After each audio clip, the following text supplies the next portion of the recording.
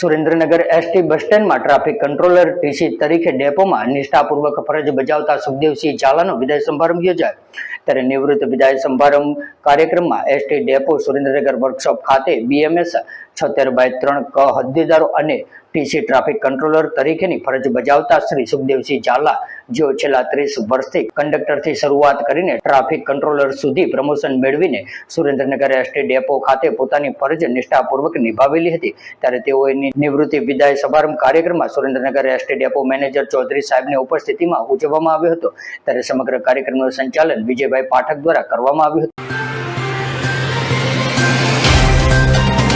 तो WhatsApp, Twitter, Facebook, Insta जहाँ भी आपका अकाउंट है इसे शेयर बटन के द्वारा वहाँ पर शेयर करें।